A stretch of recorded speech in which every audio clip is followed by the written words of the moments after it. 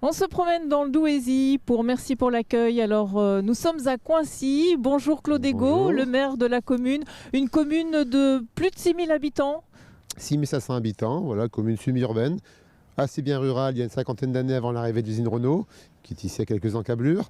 Et maintenant, voilà, effectivement, 6500 habitants avec beaucoup d'équipements. Et puis ici, vous le voyez, cette grande place, la place d'Ordin, qui était un besoin pour nous parce qu'il n'y avait pas une identification de notre cœur de ville. Et on avait besoin de cette grande place avec différentes installations, comme vous le voyez, tout pile poil en face de l'arrivée dans notre commune. Voilà, donc ça veut dire que vous avez créé cet espace pour créer du lien social, des commerces, on voit un terrain de jeu pour les enfants Tout à fait. aussi. On est situé à côté de l'église et puis d'une école maternelle, donc c'était bien situé. Et effectivement, on a engagé aussi un marché maintenant mensuel. Qui se tient dimanche. ici. Tout à fait, ici. Voilà. Qu'il n'y avait pas avant ici à Coincy. Donc on manquait de commerce sur notre commune. On en manque encore un peu. D'ailleurs, je fais un appel à toutes celles et ceux qui voudraient venir s'implanter sur Coincy, bien évidemment. Il y a de l'espace. C'est l'occasion. En fait.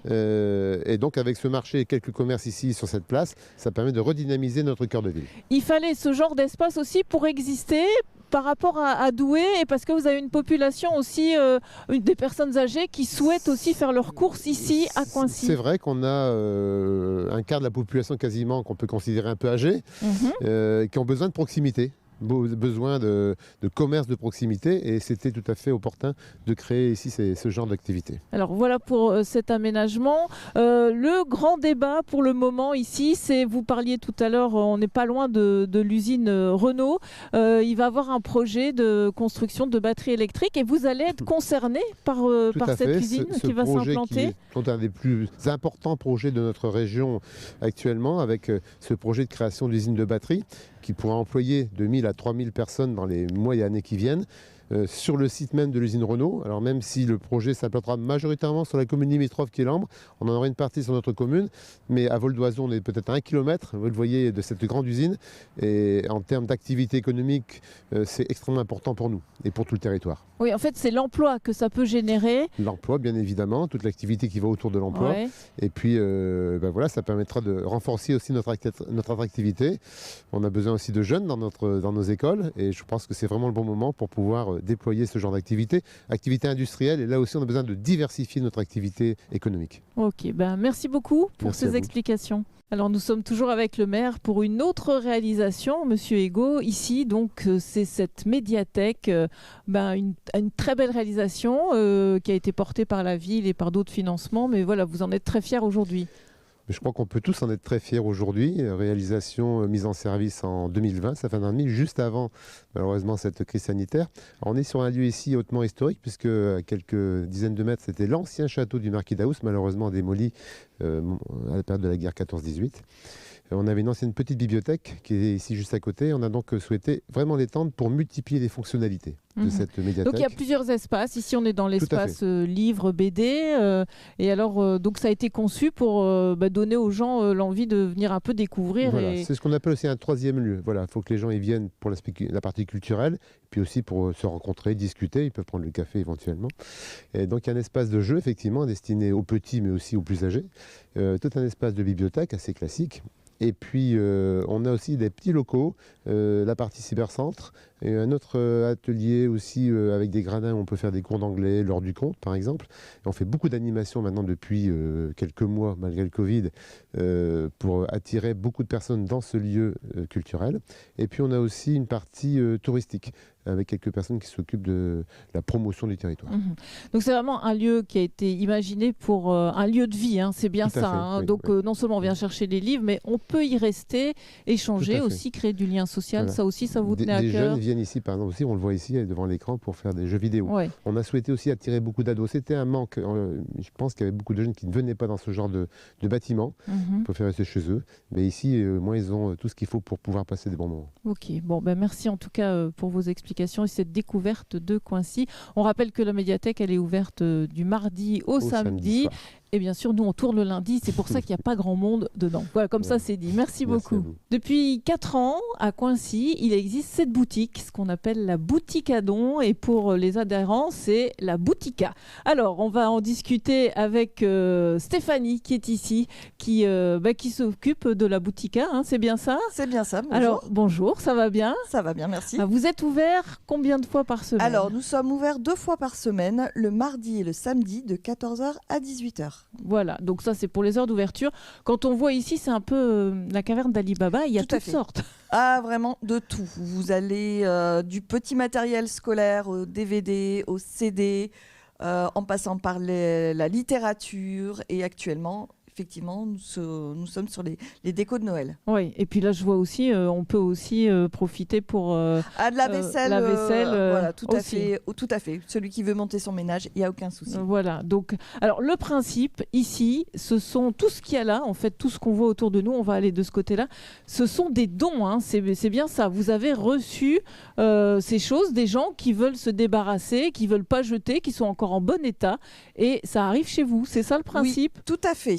En fait, ce qui reste dans les placards ou ce qui n'est plus utilisé, vous pouvez les amener ici sans aucun souci. Voilà, donc les vêtements, même chose. Ce sont des gens qui ont ramené... Même chose, voilà, tout à fait. On a aussi bien du femme que du enfant, que du homme et de la puriculture. Alors...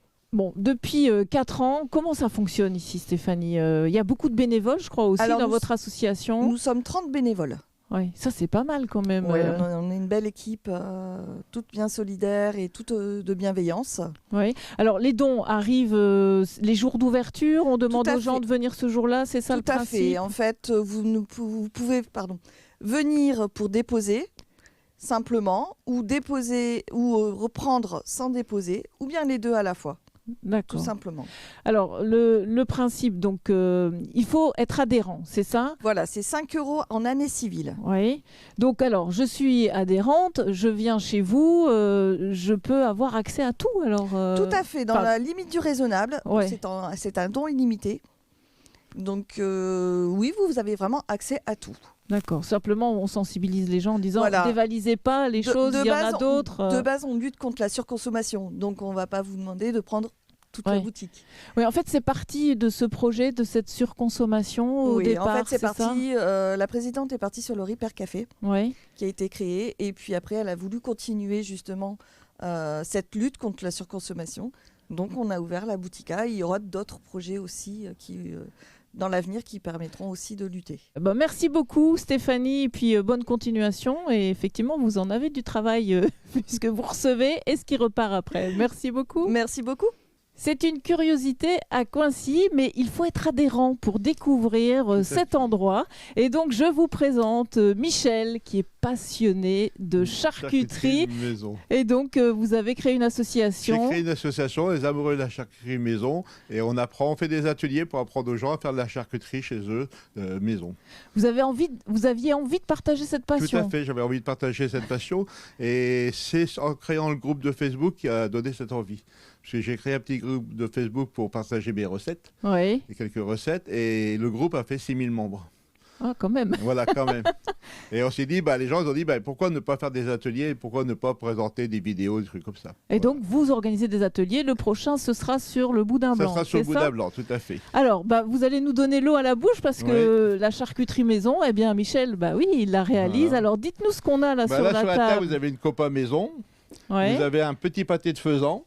Et des rillettes maison. Alors, si on revient sur la copa, dites-moi un peu ce que vous avez fait. Vous avez acheté le... la copa, c'est une échine qui a été mise au sel pendant 24 heures et puis qui a été fumée et séchée. Tout ça, vous le faites vous-même? Tout à fait, on le fait nous-mêmes. Oui, et ça, vous allez transmettre ce savoir aux adhérents? On le fait avec les adhérents. Ok. Les adhérents, ils viennent, on le fait. Le pâté de faisan a été fait avec un chasseur. Le chasseur, sa femme ne voulait plus faire de pâté, elle avait un peu ras-le-bol, donc il est venu apprendre à les faire. Donc on en a fait 10 kilos et il nous en a laissé 1 kilo. Ok.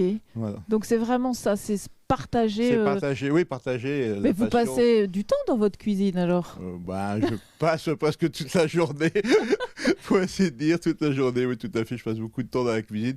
C'est un petit coin, on est bien. Et puis c'est un petit coin qui est ouvert sur la rue. Donc les gens, quand ils voient de la lumière, ils s'arrêtent, ils partagent, ils laissent leur numéro de téléphone. Comme là ce matin, il y a un monsieur qui est passé, il m'a dit moi je veux apprendre à faire du boudin blanc. Donc c'est tombé bien, c'est la bonne saison. Et il a laissé son adresse email, il a laissé son numéro de téléphone. Et dès qu'on organisera la semaine prochaine le boudin blanc, j'appellerai. Alors vous cuisinez aussi pour des gens qui ne peuvent pas bouger. Donc là, je sais qu'en cuisine, il y a un beau cassoulet. Il y a un beau cassoulet maison. C'est des adhérents qui sont assez âgés et qui ont envie de retrouver le cassoulet qu'ils faisaient avant. Donc ils m'ont donné leur recette et je leur fais et puis ils viennent le chercher. D'accord. Voilà. Avec les produits maison aussi, vous avez réalisé ce que vous avez mis comme viande. Il y a du lard fumé maison, il y a de la copote maison, pas de la copote, de la melka et du saucisson à l'ail. Voilà, donc tout est maison chez vous. Maison, tout à fait. On voit une table dressée parce qu'il y a quelque chose qui se prépare ici. Il y a la Saint-Éloi, comme plus personne ne fait la Saint-Éloi, on a décidé de faire la Saint-Éloi avec les adhérents. Donc vendredi, on fait la Saint-Éloi à buffet campagnard le matin à 7h. Oula! De 7h à 10h. Le matin. Le matin, tout à fait. Bon, on va être en forme ici. Après le déjeuner, il faut le prendre salé. En prenant un déjeuner salé, c'est mieux pour la forme que le sucre. Donc il faut s'habituer à manger du salé comme les Anglais, les Allemands.